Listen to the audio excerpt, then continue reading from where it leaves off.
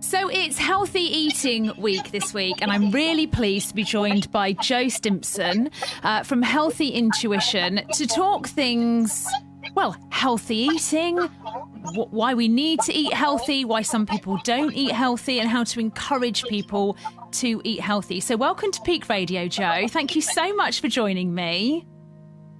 No, great to be here. This is something very close to my heart. This is something that I've kind of got into quite recently, which is quite bad because I probably should have been into healthy eating way before I am now.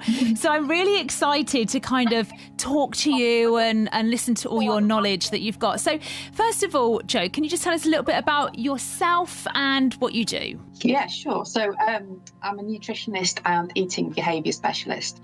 So I've worked in food, nutrition and health for the last sort of 20 years. And through that time, I've really developed and changed my approach to how I work with people around healthy eating. And that's been partly because of the culture that we live amongst, and also because of new research that's been coming out over the last few years to kind of direct us in a slightly different way in terms of how we think about food. I also work with parents around establishing those eating behaviours that start right from birth. In fact, even when you're pregnant, your child's already starting to develop that relationship with food. But I have two daughters. One will eat anything. The other is the fussiest eater. Just won't even try things. She doesn't like texture of things. And I always wonder why they are different. Okay. I mean, we always think we're providing our children the same experience, don't we? And that they're in the same household, so surely they're going to turn out exactly the same. But actually, one comes before the other. One hears things that the other think. The first, for example, the first child quite often isn't spoken to as much about food and food choices.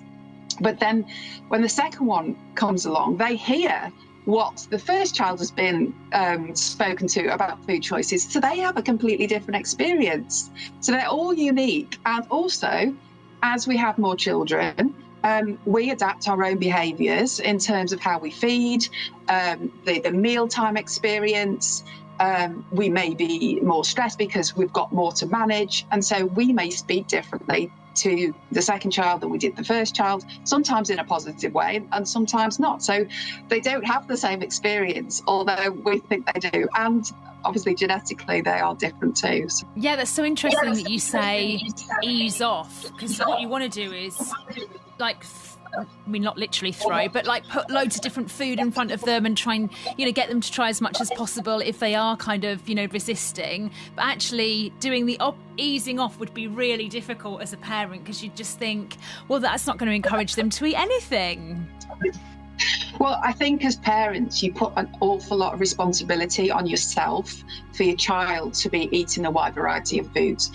And I talk about something called the division of responsibility.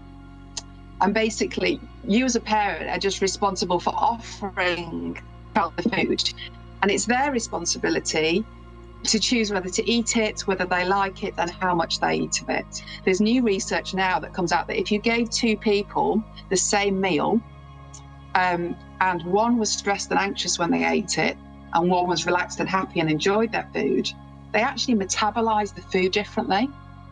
So if you're stressed and anxious when you eat something, you actually store more fat, and you may not metabolize some of the vitamins and minerals that are in that food as sufficiently. It's a lot more complex than people might imagine. And so the more relaxed you can be around meal times, the more they feel relaxed about it, and the more positive experience you have at meal times. Yeah. And I know how difficult that is. Yeah, it is so interesting. I could talk to you for hours and hours. So if someone wants to find you and get some advice, where's the best place for them to go?